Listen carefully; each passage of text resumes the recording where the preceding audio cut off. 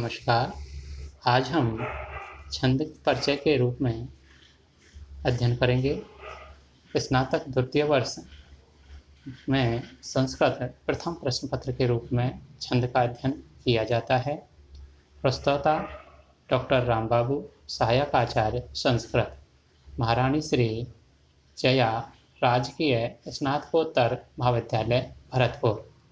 छंद की विषय में सामान्य अध्ययन के रूप में छंद के परिचय, छंद की परिभाषा इत्यादि का हम अध्ययन करेंगे।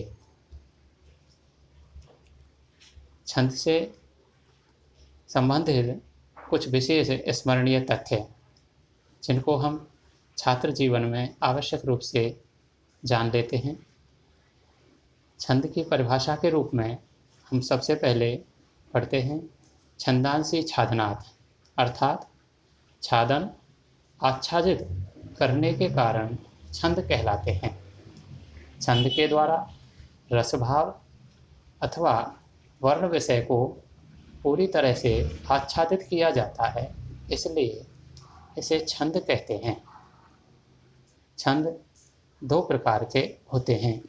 नंबर 1 वैदिक छंद, नंबर 2 लौकिक छंद। जिनका प्रयोग वैदिक संस्कृत में किया जाता है उनको वैदिक छंद कहते हैं, और जिन छंदों का लौकिक संस्कृत में प्रयोग किया जाता है उन्हें लौकिक छंद कहते हैं। लौकिक छंद भी दो प्रकार के होते हैं। नंबर 1 मात्रिक छंद, इन्हें जाति भी कहते हैं। नंबर 2 वर्णिक छंद, इनका अपर नाम व्रत भी है। अब हम छंद से संबंधित और भी कुछ पहलुओं पर चर्चा करेंगे, अध्ययन करेंगे। पाद या चरण। छंद में पाद या चरण सबसे महत्वपूर्ण होता है, क्योंकि प्रत्येक श्लोक के चौथे भाग को पाद या चरण कहते हैं तथा प्रत्येक श्लोक में 4 चरण होते हैं। अब हम छंद से ही संबंधित जो छंद के आवश्यक भाग भी हैं और छंद के ज्ञान के लिए जिनका ज्ञान होना भी आवश्यक है, उन्हें परिभाषात्मक शब्दों को अध्ययन करेंगे। सबसे महत्वपूर्ण जो शब्द है छंद के विषय में वो है यति, क्योंकि छंद के ज्ञान के लिए यति का ज्ञान होना आवश्यक है। यति श्लोक वाचन करते समय जिह्वा जिस जिस स्थान पर स्वेच्छा से रुक जाती है उसे यति कहते हैं, और यति छंद में एक महत्वपूर्ण अवयव होता है। दूसरा है गति। गति का अर्थ है प्रवाह। श्लोक का धारा प्रवाह के साथ पढ़ा जाना गति कहलाता है, क्योंकि छंद का अध्ययन करते समय जब हम श्लोक का वाचन करते हैं तो उसे पढ़ने की एक धारा प्रवाह होता है या एक गति होती है, उसे ही हम गति कहते हैं। छंद में स्वरों का विशेष महत्व होता है, तो इसलिए हम स्वरों को भी यहाँ पर स्वरों का भी अध्ययन करेंगे। स्वर दो प्रकार के होते हैं, ह्रस्व स्वर और दीर्घ स्वर। उन्हीं को छंद के दृष्टिकोण से हम अध्ययन करते हैं। छंद में ह्रस्व स्वर को लघु स्वर कहते हैं और लघु स्वर के रूप में उसका प्रयोग करते हैं। लघु स्वर के रूप में ए, ई, उ, री, री लघु स्वर कहलाते हैं। लघु स्वर का जो चिन्ह है वो आई का चिन्ह होता है, और इसी के द्वारा हम लघु स्वर को दर्शाते हैं। लघु स्वर एक मात्रिक होता है। लघु स्वर की एक मात्रा गिनी जाती है। अब हम करते हैं दीर्घ स्वर। दीर्घ स्वर को छंद में गुरु स्वर के रूप में जानते हैं या गुरु स्वर कहते हैं। आ, ई, उ, री, ए, आई, ओ, औ दीर्घ स्वर कहलाते हैं। दीर्घ या गुरु स्वर को एस के चिन्ह से हम दर्शाते हैं। एस का चिन्ह गुरु स्वर का प्रतीक होता है। गुरु स्वर द्विमात्रिक कहलाता है, या इसकी 2 मात्राएं गिनी जाती हैं। छंद में और भी बहुत से महत्वपूर्ण शब्द वर्ण होते हैं, उनका भी हम, जैसे यदि किसी स्वर के बाद में अनुस्वार, विसर्ग, संयुक्त व्यंजन उपस्थित हो तो वह लघु स्वर भी गुरु स्वर के रूप में माना जाता है। चरण का अंतिम लघु स्वर छंद की आवश्यकता के अनुरूप विकल्प से लघु एवं गुरु हो जाता है। छंद के इन तथ्यों के ज्ञान के साथ साथ हमें छंद की और भी महत्वपूर्ण जानकारियाँ उपलब्ध होंगी। अब हम छंद के इन जानकारियों के पश्चात अब हम छंद का अध्ययन करते हैं। सबसे पहले हम आर्या छंद का अध्ययन करेंगे। आर्या छंद महत्वपूर्ण छंद है संस्कृत में, क्योंकि आर्या छंद सबसे पहले पढ़ा जाता है।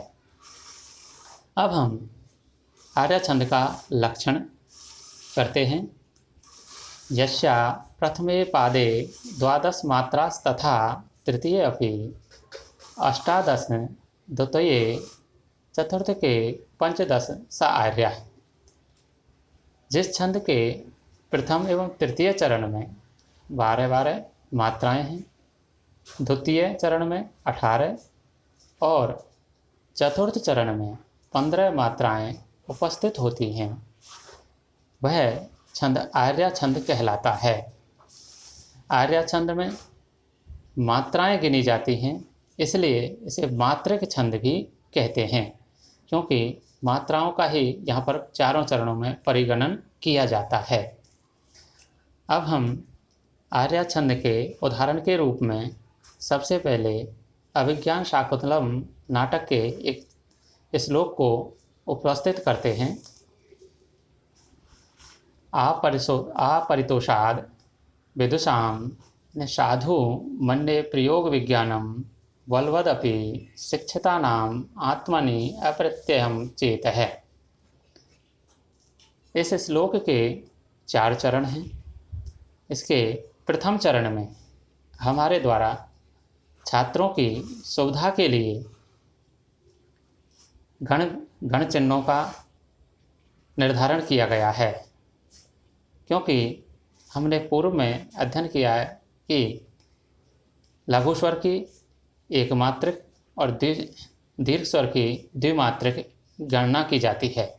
इस प्रकार से प्रथम चरण में गणना के पश्चात 12 मात्राएं, द्वितीय चरण में 18 मात्राएं, तृतीय चरण में 12 मात्राएं, चतुर्थ चरण में 15 मात्राएं उपलब्ध हैं। इसलिए इस श्लोक में हम परिगणन के आधार पर, लक्षण के आधार पर आर्या छंद पूरी तरह से घटित होता है। आर्या छंद मात्रिक छंद है। मात्रिक छंद के रूप में आर्या छंद का अध्ययन किया जाता है। आर्या छंद का अभिज्ञान शाकुंतलम में विशेष रूप से प्रयोग किया गया है। अब हम इसी कड़ी में अनुष्ठुप छंद का भी अध्ययन करेंगे। अनुष्ठुप छंद को श्लोक भी कहते हैं। अनुष्ठुप छंद का लक्षण सबसे पहले हम करते हैं। श्लोके षष्ठम गुरुगेयम सर्वत्र लघु पंचमम द्विचतुष्पादयो ह्रस्वम सप्तम दीर्घम अन्ययो। अनुष्ठुप छंद के प्रत्येक चरण में 8 वर्ण होते हैं। प्रत्येक चरण का 6वां वर्ण गुरु और 5वां वर्ण लघु होता है। पहले एवं तृतीय चरण का 7वां वर्ण गुरु तथा दूसरे व चौथे चरण का 7वां वर्ण हमेशा लघु होता है। उसे अनुष्ठुप या श्लोक छंद कहते हैं।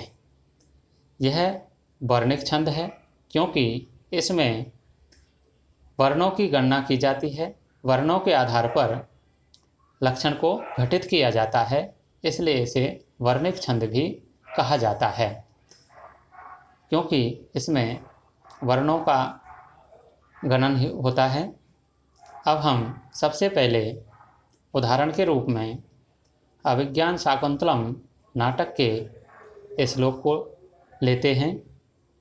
तवास्मि गीतिरागेन हारिणा प्रसभम हृतय एष राजेव दुष्यन्तः सारंगेन अतिरहंसा। प्रस्तुत श्लोक के 4 चरण हैं।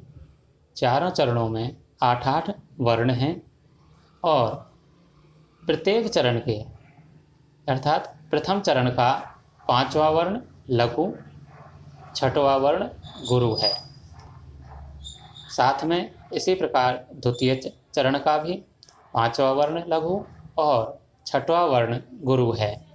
इस प्रकार से चारों चरणों में 8-8 वर्णों के साथ साथ अन्य गणों की भी अन्य गणों के लक्षण घटित होते हैं। इसलिए इस श्लोक में पूर्ण रूप से अनुष्टुप छंद का लक्षण घटित होता है। अनुष्टुप छंद को श्लोक के रूप में कहा गया है, जाना गया है।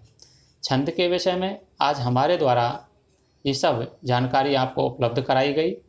आगे भी और भी छंद से संबंधित आगे विभिन्न छंदों को हमारे द्वारा विभिन्न अध्ययन पाठ के रूप में प्रस्तुत किया जाएगा। आज की कक्षा के साथ ही आप सभी को थैंक यू, धन्यवाद, नमो नमः, पुनर्मिलामः।